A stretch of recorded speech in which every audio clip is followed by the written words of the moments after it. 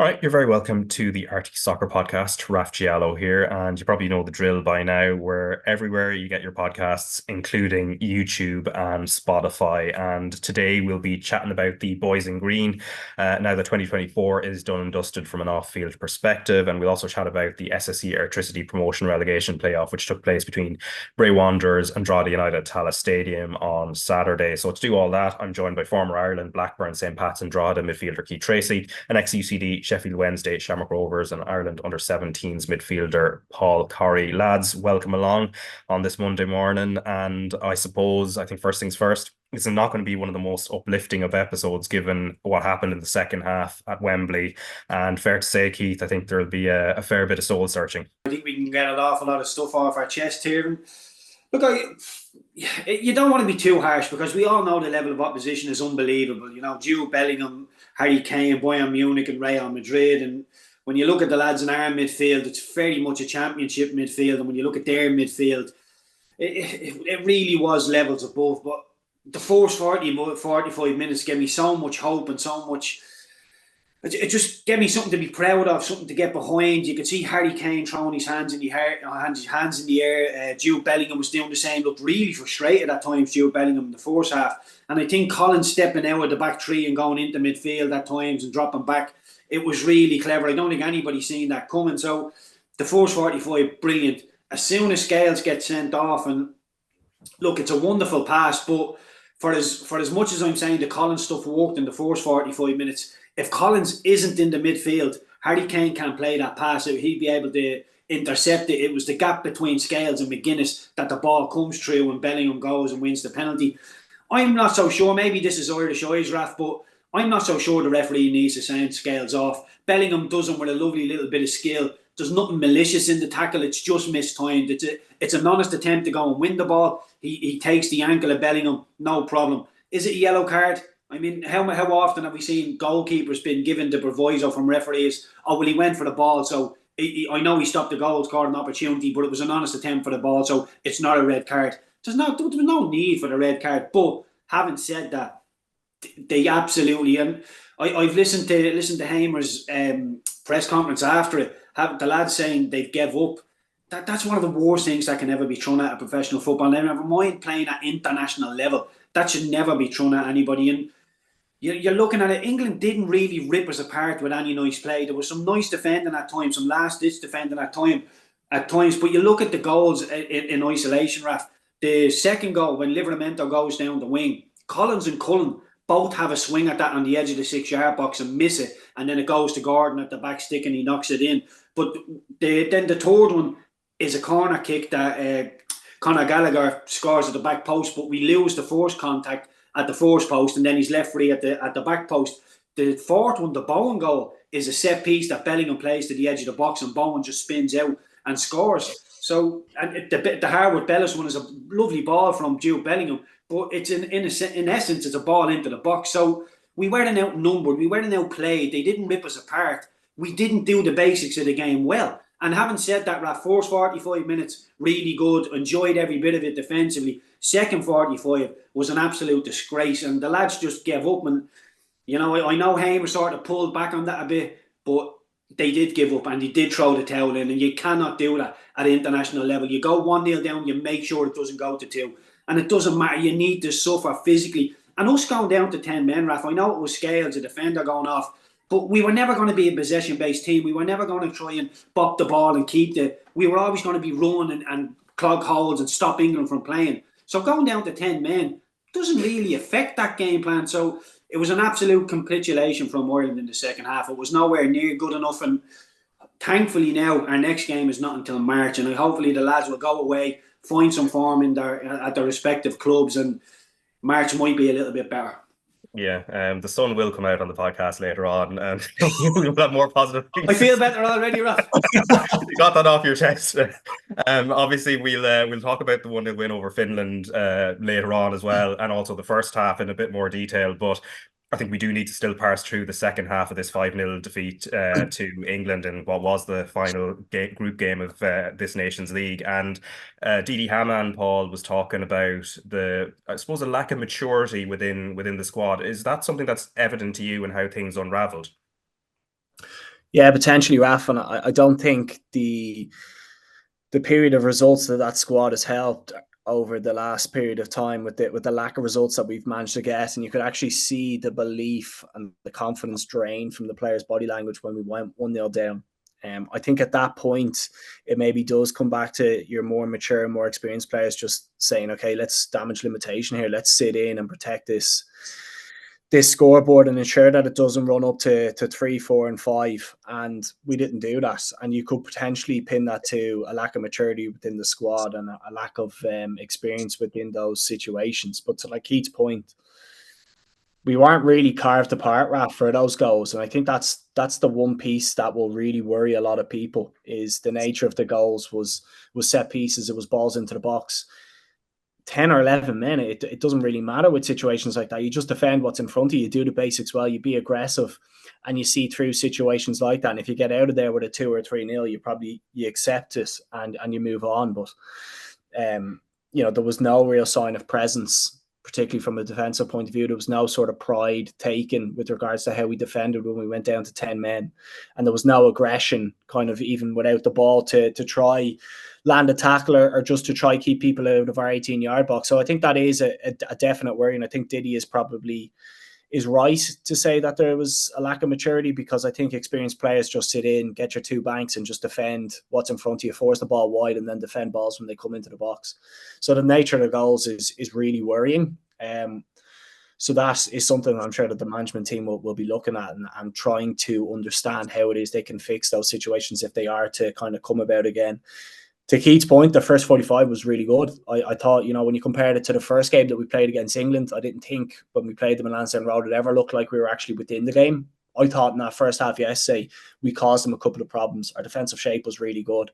But there's no point in doing that for 45 minutes. Irrespective of losing a man, you have to be better and your standards have to be much more or held higher standards when you're playing a team like that. And listen, the nature of that game, we're probably always going to go on and lose it. I think England would have gone through the gears and created chances. But to go down to 5 and to lose a man was really disappointing. I think Scales has to do better, like particularly with that first yellow card. It was so naive. You see it in the Premier League so often now, players getting booked for kicking the ball away or dribbling the ball away. You just can't afford to do that against top opposition. But you hope, Raf, that they learn from a situation like that and they can find some sort of experience to put in the bank and use further down the road. Yeah, because Keith, I mean, when you look at the post red card and the penalty that goes in, moving Nathan Collins back into centre back, that just seems fairly self-explanatory. And then you have your banks of 4 and Evan Ferguson leading the line as well. But was there, structurally, was it maybe an issue that maybe there's a debutant in there and Mark McGuinness who's not as used to playing with some of them, that perhaps that might have been a bit of an issue in terms of how it fell apart? Yeah, possibly, Raf. But I think if you're asking how Mark McGuinness did, I think he did absolutely fine. He was brilliant in the first 45 minutes, as you could say about most of the Irish players. But the second 45, when the going got tough, he withered away, and when it got tough, he just went missing. As did all of them. And I think one really telling factor is that Heimir Hallgrimsson had a look at this squad now over the last couple of months, and he's looked around and thought, you know what, somebody give me Shane Duffy's number. And it's not because Shane Duffy is a better centre-half or he's a better ball-playing centre-half than what we have. It's because the lads that we have aren't leaders and they're not vocal enough and they don't direct people where they need to be. If you're a centre-half, you can see the whole game. It's always in front of you. And i.e. Josh Cullen, Malumbi, Knight going missing, you've got to drag them in front of you. And when the going got tough, when we conceded the penalty, you would imagine that a Shane Duffy would say, right, we lose this game 1-0, it doesn't get any worse, and you get nice and tight, you get really compact, and you frustrate England again. It seemed like our game plan stayed the same. And the fact that the manager called in Shane Duffy, Nathan Collins should take that as a personal insult. So should Liam Scales. Liam Scales is playing Champions League football, and the manager is saying to him, you're not vocal enough, you're not a leader. How can you not be a leader if you're playing in Champions League games left, right and centre? He's one of Celtic's best centre-halves. I know he's going to struggle now with Carter Vickers coming back fit, but he's a Champions League player. He needs to be able to open his mouth. And Nathan Collins playing in the Premier League. You're telling me he can't talk, he can't direct, he can't understand, he doesn't know where people should be. If you're going to, that's a remit for a captain. If you cannot do that, then you can't be a captain. It's simple as that. And if Nathan can't do it, then he can't be the captain. You have to be able to direct people. And the fact that this squad and so Heimir is bringing Shane Duffy back into the squad. All those older players should take that as a personal insult, that you aren't vocal enough, you aren't leaders, you don't know what to do when we're in the trenches. And I think Didi Hamann is possibly right that there is a maturity, there's a naivety to this Irish team, and when you get bopped on the nose, you can't sulk and say, well, that's it, we've lost. You have to have a bit of pride, a bit of personal pride in the jersey. And I said to you off air, Raf, I never got the chance to play against England at senior level, but if I did, I would have given absolutely everything, because I know what the banter would have been like when I returned to my club. And with the English people in the dressing room, the English people that work within the club, that would have been absolutely hell for me. So I would have left everything out on that pitch to ensure that if we'd have lost 1-0, if we lost 2-0, I'd have went in saying, look at all the players you have and you can only beat us 2-0. It would have been a little bit of a moral victory, but 5-0, an absolute capitulation, and what was it, 2 goals, 3 goals in 6 minutes. That's not international football. That's not understanding of the game, the checkpoints in the game. It was really, really naive. And once scales went off, it was just, downward spiral, and nobody really stood up and decided, I'll take the game on my shoulders and we'll try and be a bit better. The scales tackle on Harry Kane, stuff like that. It was little things within the game where you're thinking, brilliant, I love this, but when it got tough, Raf, everybody went missing. Yeah, let's listen to Nathan Collins and then also to the manager, Heimir Hallgrimsson, both speaking to Tony O'Donoghue at full time. First of all, it's probably an apology from all the lads for that second half. That's not nowhere near the standard we should be. Obviously, circumstances change things, but we know as a group we're a lot better than that. That's not on, and we need to do better than that. Let's look at the first half, though, and the chances we made. There's penalty incidents. I mean, one in particular on Ferguson looked like it should have at least gone to VAR. Yeah, I think the first half game plan worked well. Thought we really frustrated them. I thought we created some chances from them in behind and in counter-attacks. But yeah, what can I say? I don't know. From your point of view, it was a different role you were asked to play today. You were playing in front of the back four. Yeah, I think it worked well for majority. I think first half we were very comfortable. I thought we frustrated them a lot, putting them in positions they didn't want to be. We went a bit more direct, headed on, fought a bit more. In second half, circumstances changed that, but yeah. The penalty and the second yellow card for Liam Scales, really unfortunate, but the referee was really very card happy, I think. Yeah, I'd need to see it back. I did think it was a little bit soft, if I'm going to be honest. He was. He wanted it. He did like his yellow card, but listen, it still doesn't take away from the fact the second half we weren't good enough. First half was like we wanted it. Yes, it was. But it's easy to say we had a good first half when you lose 5-0. Is nothing basically that you can say. Well, what went wrong then? I mean, the sending off. If Liam Scales hadn't been sent off, and if it was only 1-0, would it have changed the game? Was going down to 10 the issue? We will never know that. We would just never know that. But it was like, I don't know, it was 6 minutes, 8 minutes of madness. We of course, and ending up with conceding a penalty. Losing the ball is one thing, don't reacting to it is another, then conceding a penalty, losing a player. So it was a lot of shock. 1-0 down, and then in your face you get the second one. And I just felt that we just lost our heads at that moment. After that, it was no way back. I felt there was no way back. It was, we kind of just gave up. Easy to stand outside and criticise the players, but it was kind of a crazy moment that killed everything.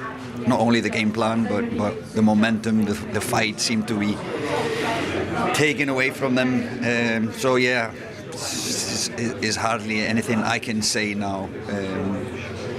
But you try to pick the positives, and the positive was the first half.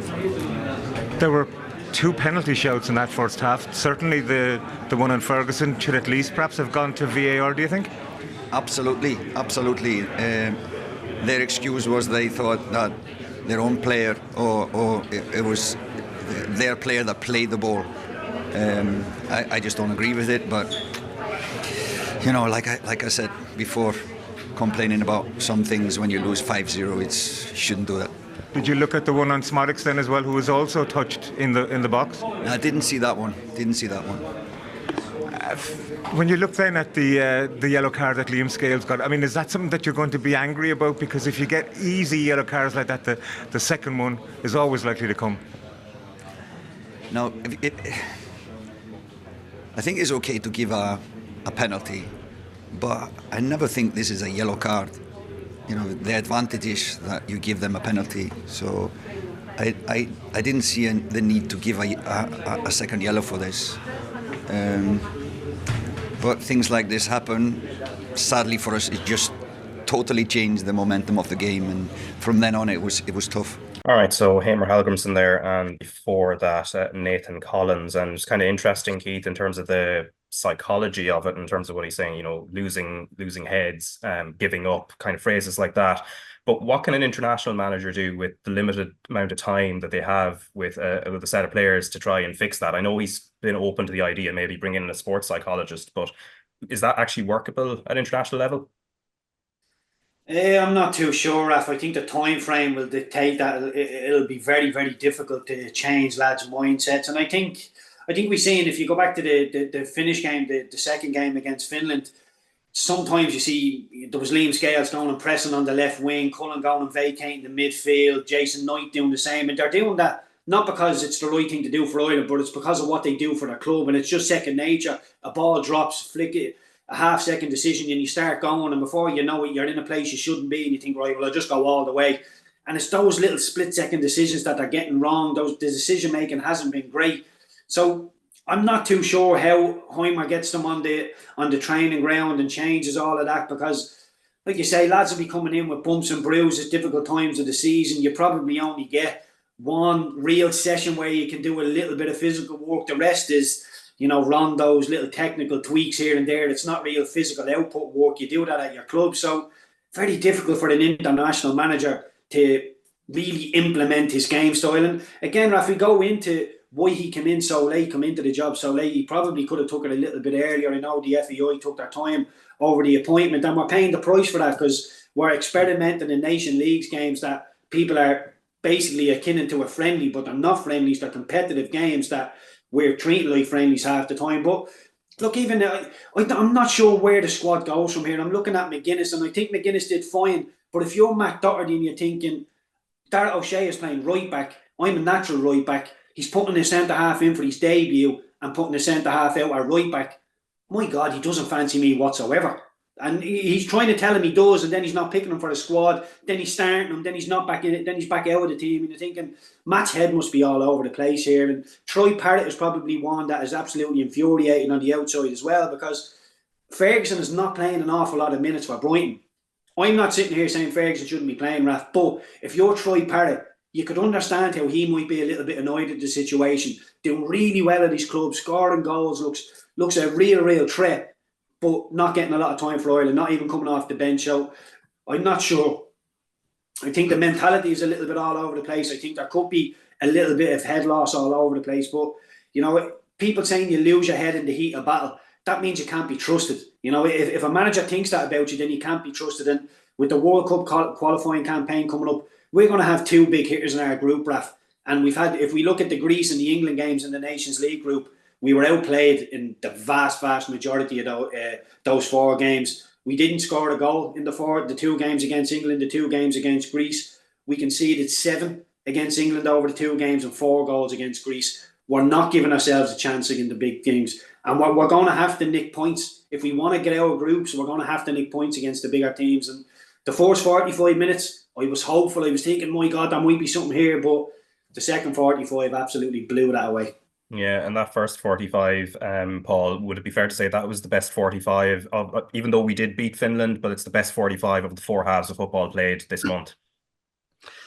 Yeah, you would have thought so, particularly when you take into consideration the level of opposition that we're playing against. But I think like Heimir is going to be, he's searching, Raf, and he's searching for that form, and he's searching for that 11 players that he feels like he can trust. And I think, a common trend that we've seen with this side over 2-3 years is you get a good 45 minutes or you get a good 15-20 minute spell when we're 1-0 down and then we start to play.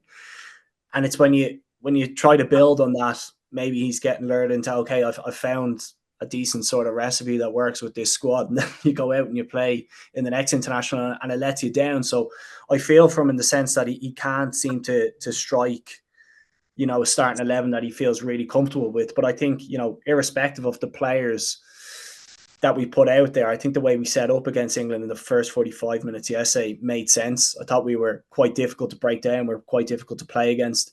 Nathan Collins was good at kind of filling in and becoming that extra centre half when balls went wide, and he did well from the middle of the park. And we mixed it up. Like, we went quite direct and we caused England problems. I thought Guehi looked under pressure when Evan Ferguson went up against him, when we had a bit of joy when we got into their final third. But it's not good enough, and it's not just the England game to just do that for 45 minutes. Like, there's no positives to build on by having, performances for 20, 30, 45 minutes. You can't build on that. And that's why expectations are so low with this squad at the moment. Nobody believes at this moment in time that we're going to qualify out of a World Cup group. And maybe the 2 extra games with the promotion relegation playoff will actually help this side, because it's another 2 games to try find a bit of a rhythm before we head into those qualifiers. But I think when we are playing opposition that are far and above our sort of our weight division, it does make sense to set up like we did yesterday. Try be a little bit more difficult to play against, try be a little bit more compact, try get a few more defensive minded players in your starting 11, and then try lend yourself with the legs of Ebiseli or Bene when they're fit to try get you up the pitch. That's the way we can try graft and get results against the better opposition. But we have to start cutting out mistakes. Like, you think about Nathan Collins' mistake early on in the campaign, Caoimhín Kelleher's mistake. You've now got Liam Scales' mistake in this game. Like, if you do that, you just shoot yourself in the foot. You don't give yourself any sort of opportunity to build up momentum or get points from these games. And we're in a bit of a worrying trend of losing games even when we're within them. But the 45 minutes, yes, is maybe something you build on. I thought that was probably a little more positive than the Finland one, where I thought we were just very, very open and easy to play against. But it has to get to a stage now, Raf, where it has to be for 90 minutes. We can't just be plucking out 30-minute spells or 45-minute spells here and there. Yeah, and let's listen to Heimir Hallgrimsson, just a second part of the interview Tony O'Donoghue, and this is where he's talking about Nathan Collins, specifically playing him in midfield and whether he'll try that experiment again against some of the bigger teams. Can I ask you about the experiment, perhaps, of playing Nathan Collins in front of the back four and playing him further forward? Is that something that you will consider again? Against higher opposition? Yeah, like I said, first half was according to how we wanted the game to be played. He was playing midfielder up sometimes in the defence, and against a team like England, with the likes of Harry Kane coming into that space, Bellingham coming into that space, it was easy for us to cover with that. But then when we went down with the player, we needed to take him back in the defence. That is Heimir Hallgrimsson there, speaking to Tony O'Donoghue just about Nathan Collins and playing him in midfield. And I suppose, Paul, first off on the defensive side of how he played, how Collins played that game against England in that first 45, he was at times dropping into that back and turn it into a back three, but then he was doing quite a good screening job as well. What did you make of the performance overall? I think my first instinct when I saw Nathan in there was I worried a little bit about his mobility, because sometimes I've seen him play for Brentford and I've worried a bit when balls have gone in behind him.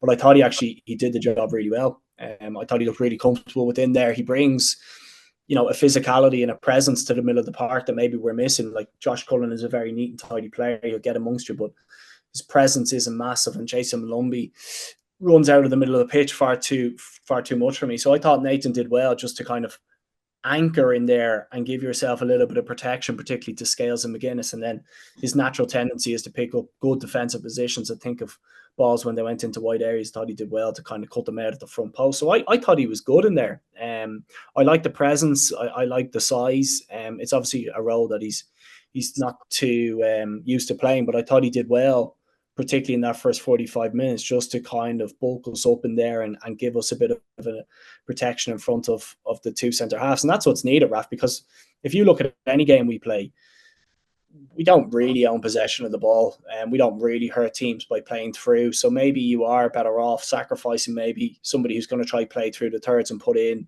somebody like a Nathan Collins who gives you that bit more of defensive mindset and a bit more presence within the middle of the park. So for a centre half to step out, that's not an easy role. Like, the angles that you're playing with, the bodies around you, very, very difficult. I thought Nathan was probably one of those individuals who maybe comes out with a bit of credit within that first 45 minutes. And I think it is something that you could use going forward. To Keith's point about Matt Doherty, I'm playing right back. I think if I was a centre midfielder in that squad, and I saw Nathan Collins stepping into centre midfield, I'd be thinking, Jesus, there's not much hope of me getting too many minutes. But it is the part of the pitch that we are very, very bearing. Players who are not playing at the top end of English football or even European football. It's been a problem area for a long period of time. So I'm open to trying Nathan in that position if it means giving us, I guess, that bit more protection. Yeah, and I suppose his height as well, just in terms of aerials from some of the goal kicks as well, was one of the things he was tasked to do, as well as you could see him visibly pointing wherever Harry Kane was moving, whether he was picking him up or not, just sort of letting the centre backs know. But on the ball, Keith, was kind of like the interesting thing with that. Obviously, this is against elite opponents where possession of the ball isn't really going to be much of a factor. Now, in that first half, Collins only had 5 passes. 5 of his 23 passes that he made in the entire game were just in the first half, and that was the lowest number of passes by any Irish player, according to Opta, at least, in that first half. Is an experiment worth trying against, a Finland or, teams of that sort of level where you will have slightly more possession? I'm not too sure. I think if you start throwing Nathan Collins in there, the game plan he had for the first 45 minutes against England suited him down to the ground. He was more of a spoiler rather than a quarterback. Go and make sure Bellingham doesn't play football. Go and make sure Kane doesn't get on the ball. And that's great. Like, back in my day, there was players like that just thought, well, I'm not a very good footballer, but I'm going to make sure you don't affect this game as well. And look, Nathan Collins is a very, very talented centre-half. Put him into midfield, and I don't think he's quite as good. But you put him in there with a game plan of stopping other people to play, forced them out wide, which we did. We made the English go out wide. And when it goes out wide, Nathan come back into the back three. Very, very simplistic stuff. You take it on board. And when the ball comes in from wide, we have 3 big towering centre-halves that should be able to go and mop it up. So really simplistic, really good. Is there a need for it against level opposition, closer to us? I don't think so. I think we should be able to go and dominate. I say that, Raf, having watched us just play against Finland, who are ranked lower than us, and Finland were by far and away the better team in the Aviva on Thursday night. Hit the post twice, missed a penalty, so unlucky not to beat us. So I don't think we can be a possession-based team. I don't think we should be popping anybody into the midfield and say, go and get us playing football, because we've done it and it hasn't worked over the last 2-3 years, whatever you want to call it. And so often now, there's always another name that springs up. Andy Moore and Will Smallbone. There's always somebody and go, well, he can do the job. And you go, no, don't be putting people under pressure like that. This team cannot win games of football. They're struggling to win games of football. So we need a very, very simplistic game plan. Popping people into midfield. Oh, well, we haven't got the midfield players. Well, I'll tell you what we do. We'll pop a centre-half in there. We haven't got the players for that, so we can't play that style of football. It's as simple as that. We've tried it. It hasn't worked. We've got to go and do something else. In a defensive mindset, Raf, brilliant, works great, but putting them in there to go and dictate games with his passing, I think is too far of a stretch, and I think we'd come undone if you're an average centre midfielder and you see a centre half coming in, you go, I'm going to press the life out of him. I'm going to get something off of him, and generally, I imagine you would get a reward. So it's not something I'd be too overly enthusiastic about in an attacking sense. Yeah, and certainly, as mentioned by the stat there, wasn't really getting on the ball in the first half, so we didn't see that facet of the game in any case. But Keith, the other side of it as well, this is part of another bit of experimentation we've been seeing over the last 3 windows, and there hasn't really been a settled system. It's been horses for courses depending on the opposition, and kind of obviously injuries is a huge factor as well in terms of who's available. But are you a little bit concerned, or can you see a system taking shape at least? We can see a core of players that are generally in and around the starting lineup, but are you seeing sort of like a system that Ireland can play generally in the vast majority of matches? Not really, Rafa. I don't mind that. I've played in teams where every single game you play, you take the opposition into account and you adjust accordingly. And at Burnley, we were a decent footballing team, but we adjusted every single game. We adjusted to how the other team played, and we would drop players. We would put certain players in for certain games because of what the opposition's strengths and weaknesses were. And I find that commonsensical. I think it's very, very difficult for any manager now to say, we play football, we play through the tours, we play on the half turn, X, Y, and Z. This is what we do, regardless of who we play. That's okay if you're Manchester City, possibly an Arsenal or a Liverpool. If you're the Republic of Ireland and you've got basically a championship midfield, to try and say, well, we want to play this style of football, or this is how we're going to go about it. I think you're shooting yourself in the foot there. I think we're so low at the minute, Rafa, and our talent pool is so low that we have to adjust to everybody. If we play in England, we go very defensive, we go compact, we try and hit people on the break. If a Finland come to town, you would assume we can maybe drop into a 4-3-3, 4-4-2, whatever you like. We can do a little bit of something. But having watched us against Finland, I don't have an awful lot of confidence. It was luck that got us over the line against Finland. We have to be, if I'm being honest about that. So I have very little confidence in this Irish team. Do I see a formation going forward that we can generally play against everybody? Not really, but I think the basics have to be go and leave everything out there, go and give everything for the short, go and make sure you outwork your opponent. And if you do that, you're giving yourself a platform in games to be competitive, and hopefully then somebody might come up with a bit of magic, a set piece, something like that. But we have to keep clean sheets to enable that game plan to work, and we look unable to do that, Raf. So I think we adjust to everybody. It doesn't matter who's coming, we adjust accordingly, because we're not good enough to just throw a blanket approach on things. Yeah, because Paul Heimir Hallgrimsson himself said that the Finland game was a bit of a lucky win. You know, it's a morale booster in a sense. Obviously, Evan Ferguson with a really good header to just before half time to win it, but that it was in itself lucky. We were very open in midfield, and you know, kind of thinking about it logically, even I suppose Jason Knight's yellow card comes from being outnumbered in midfield and going out to press Glenn Kamara. When midfield is our weakest point, and I think it's obvious to everybody, is the answer to, you know, clog it up with extra players, or do you still go with this kind of 4-4-2 shape that they played with against Finland? Yeah, it's a good question. I think anytime we have tried to open it up and try to be a little bit more expansive, we've always looked very bare in the middle of the park. And a lot of the times when we've played that way, Josh Cullen looks as if he's outnumbered.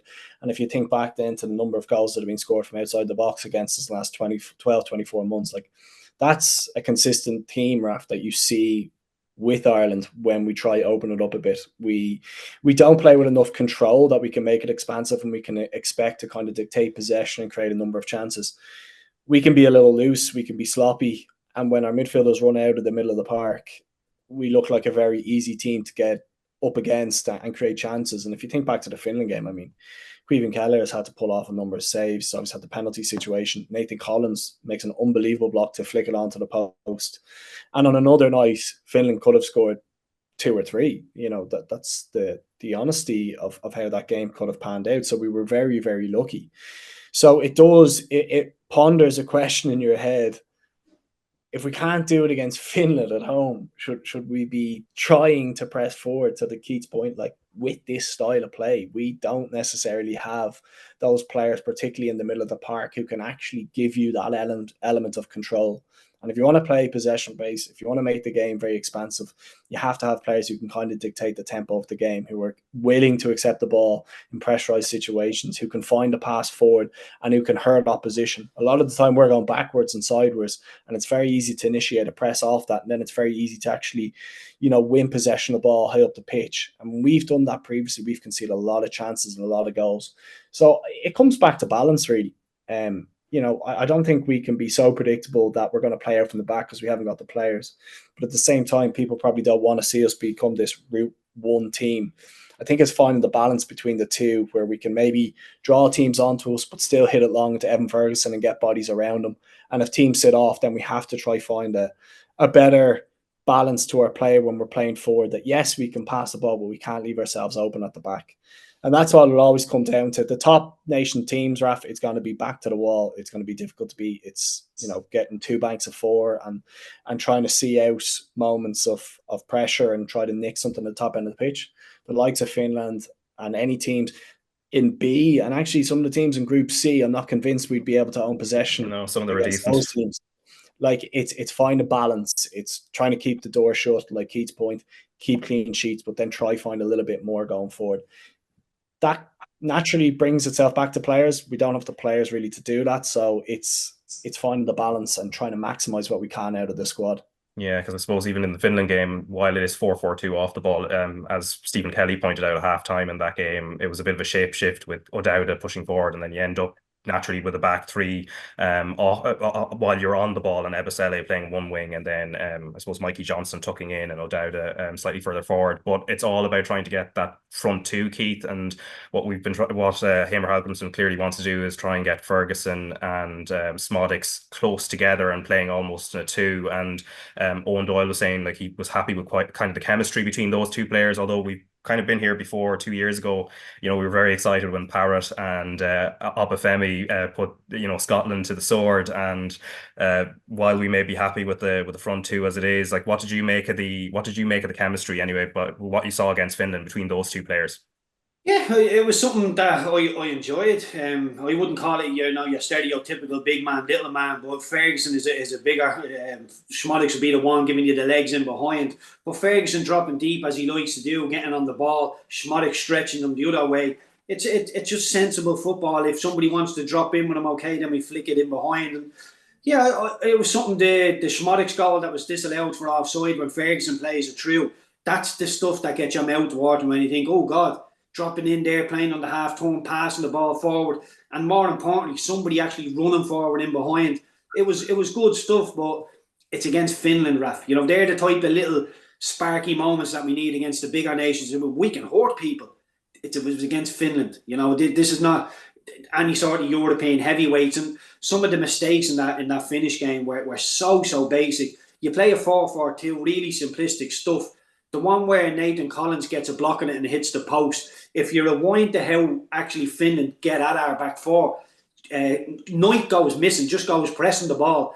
When I've had people screaming at me for years about distances. You can only go if the distance is right. If the distance is too far, don't go because you get picked off. When Knight goes, the distance is way too far from him.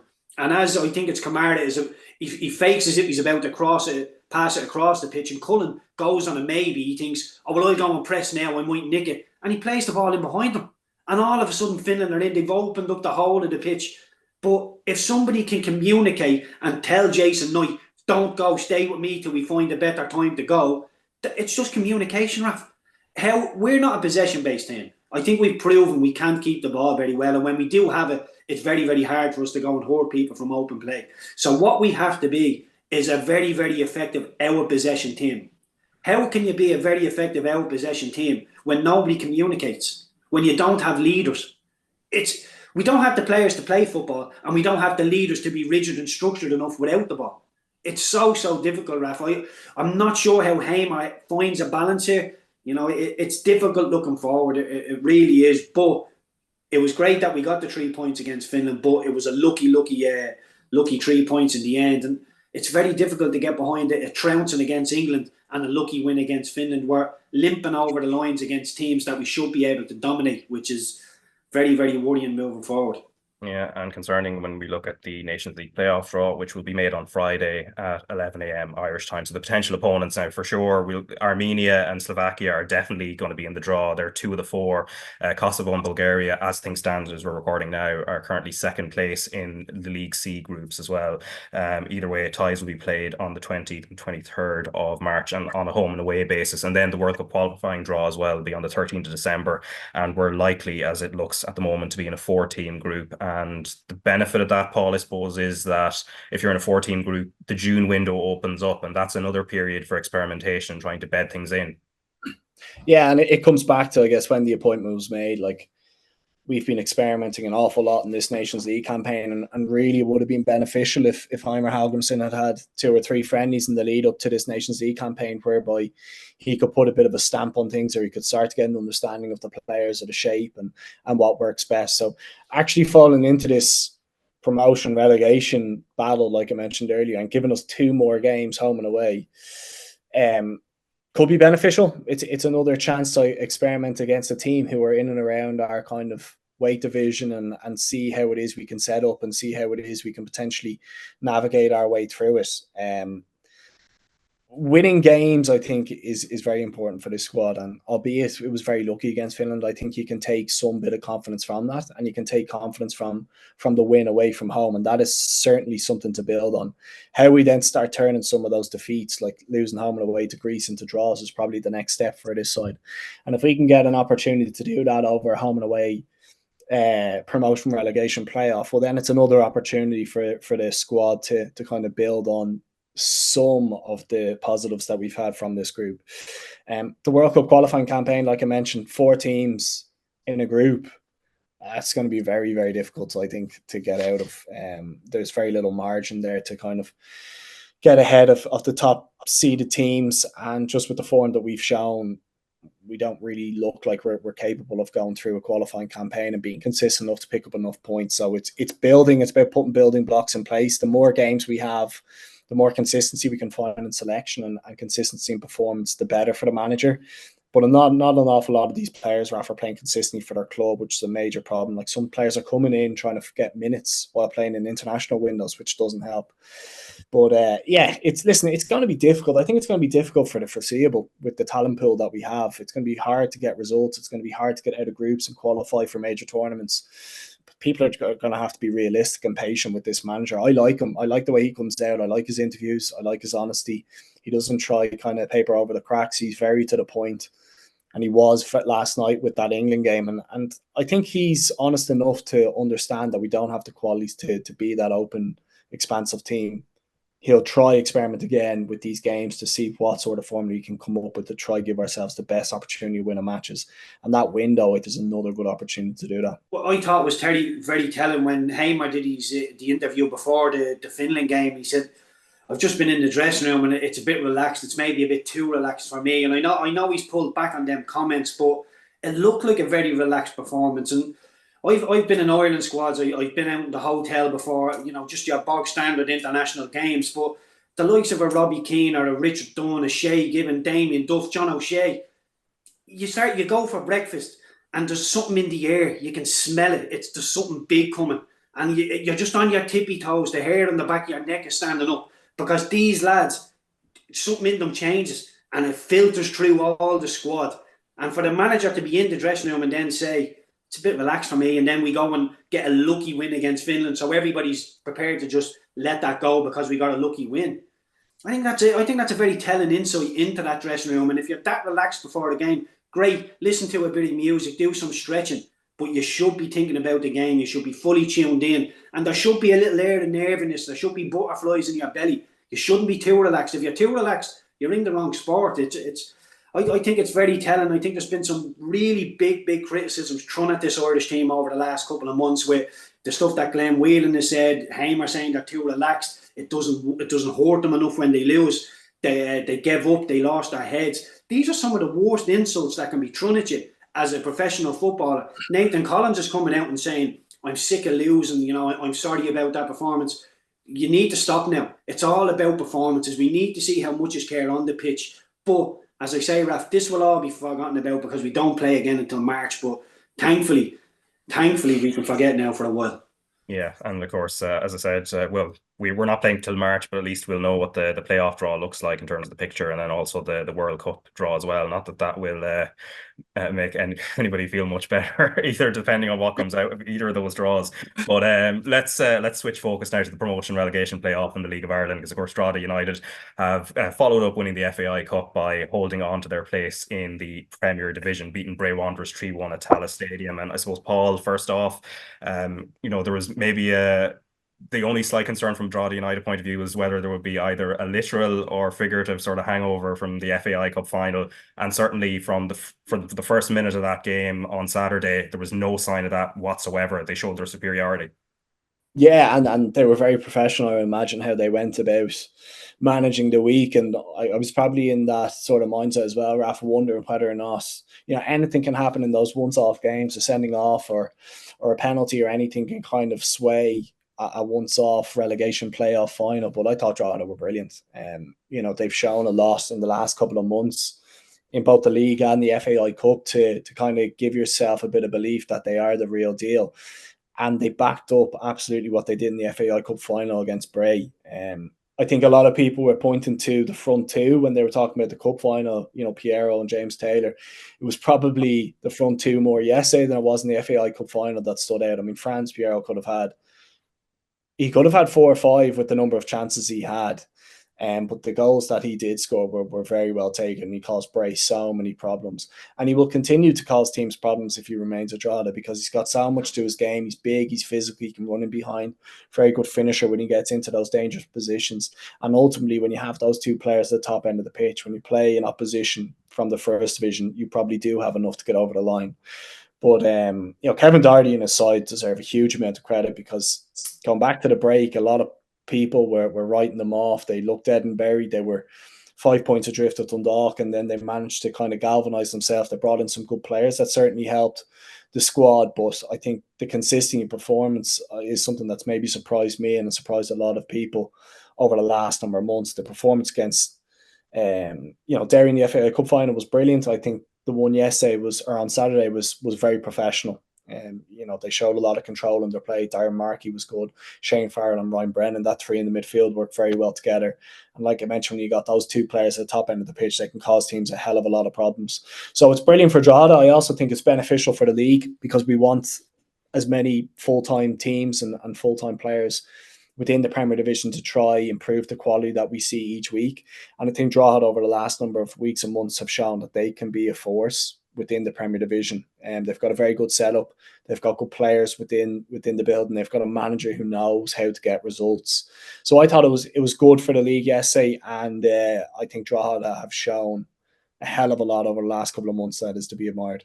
Yeah, and what can Bray take out of it, Keith? Because they're trailing 3-0, and Piero is rampant, but they switched to a 4-4-2 at half time, and they were quite brave in how they tried to fight back, and then Harry Groom scores a brilliant goal as well, and they kind of stay in it. But they had a mixed first season in the first division during the league season, and then they really kind of hit the straps a little bit during the playoff run, and of course they're going to be looking forward to another season in the first division again next season. But what can they take out of it?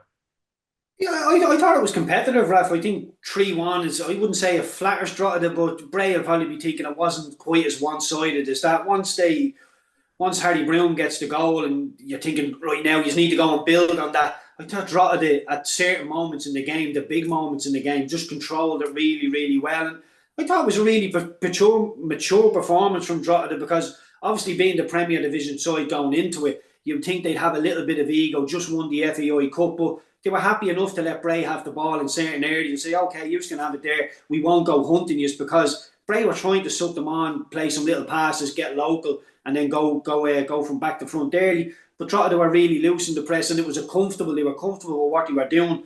And just big moments in the game. Piero's probably the difference with his goals as well.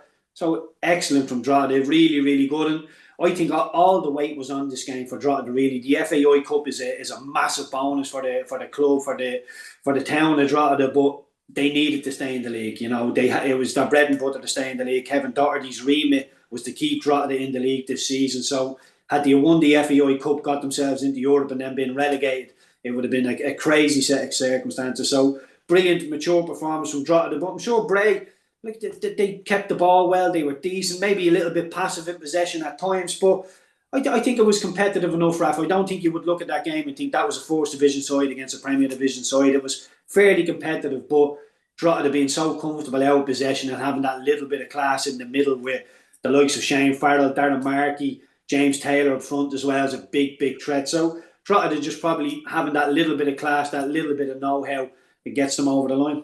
Yeah, and the attendance figure as well in Tala, 5,573, which caps a good year for the League of Ireland domestically in terms of attendances.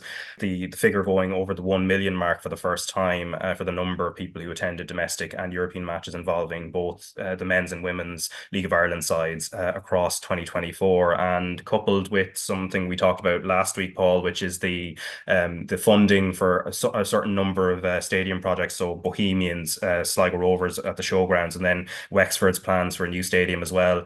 It does show there is an appetite for it there, but the infrastructure itself has to follow on as well to make sure bums do go on seats. Yeah, it does. And that's what people who follow the league are absolutely crying out for, Raf. And I think it's important that we do have these sort of metrics to be able to bring back to the likes of government and actually show the growth within the game. Because it's one thing saying, Friday nights are buzzing, or stadiums are packed out. I think if you can actually put some numbers around it to help support the debate, it certainly helps. And the metrics are there, particularly with attendances in the Premier Division, to see the impact that it has, and the revenue that clubs bring in to the club, but also kind of to the wider community. And anybody who's gone to League of Ireland games will tell you, like, heading down to Dalymount Park or Richmond Park, it can sometimes be very difficult to get a ticket, and the demand is absolutely there. And if these clubs had bigger stadiums, I've no doubt that the likes of a Bows down in Dalymount would fill out 7,000 or 8,000 fans on a weekly basis. The appetite is certainly there, and you have to remember, like, it wasn't exactly a brilliant season for Bohs, and you look at the attendances that they have, just using them as the example. The appetite is certainly there for football, but the environment which they're playing in the stadiums have to improve. Like, I'm delighted to see that Dalymount seems to be kicking off and heading in the right direction. One or two more is what we need to focus on, and I'm probably of the opinion that, and I've said this before, we've too many clubs, and I fully believe that we need to focus on getting 10 up to a minimum standard and improving 10 stadiums across the country, irrespective of where that is, and focus on that as kind of being your phase one, because too many grounds are looking very old and very dated, and we need to make it more attractive for people to come in and stay and follow the clubs. So it's brilliant. I mean, it was a brilliant season in general for League of Ireland fans. The quality has definitely improved. The attendances and the atmosphere around game days is superb. Rovers being in Europe is also good. If we could kind of continue on that trajectory, Rafa will be doing okay. But the facilities and the standard around facilities has to improve soon. Yeah, and then from a Derry City point of view, last week's podcast, of course, we were talking about Ruaidhri Higgins' comments that a reboot was needed, and I think there was a sense that generally that would not involve him going forward, and that was confirmed on Friday. Derry City and Higgins himself putting out a statement in which they detailed the parting of ways, and now Derry are looking for a new manager, Paul, and one of the names that was linked with it would have been his former assistant, Paddy McLaughlin, but he's just taken on the Glenavon job, so he's out of the equation. What's the direction you expect them to go in at this stage? Yeah, I don't really know, because like it seems like there's a couple of bodies heading for the exit doors as well, and maybe there is a bit of a shift to focusing on the infrastructure around the club, and they're obviously building that new stand, and maybe that has had an impact on some of the budgets that they're going to put into the playing squad. I think first and foremost, I feel for Rory. I can imagine that was a very difficult couple of months. If you think of the collapse within the league, the performance in the FAI Cup final, and then also how they exited Europe early on, I would say that took quite a toll on Rory. And obviously it's been well documented, some of the, the challenges that he's had in his personal life, losing his brother. I can imagine the sort of mental turmoil that he's had to go through over the last year or so has been very difficult to manage while trying to keep a hold of the expectations of what is a huge club. So I think he can walk out with pride, Raf. With the FAI Cup win, finished twice in the league. It was just getting over the line that he didn't seem to be able to kind of get that extra gear out of the squad. There were so many opportunities this year when Shells dropped points that they weren't able to push on forward. So I don't know what route they go towards with regards to who they bring in and who they see being fit to kind of carry on the torch from Rory. One thing with Derry, anytime I played them, it was always about kind of high energy. It was being in your face. It was being expressive when you had the ball at your feet. And I don't think that will ever change with that club. So it's finding somebody who kind of fits into that mold. That's the way Derry fans like to see their team play. And the manager who comes in has to, I guess, continue on from that.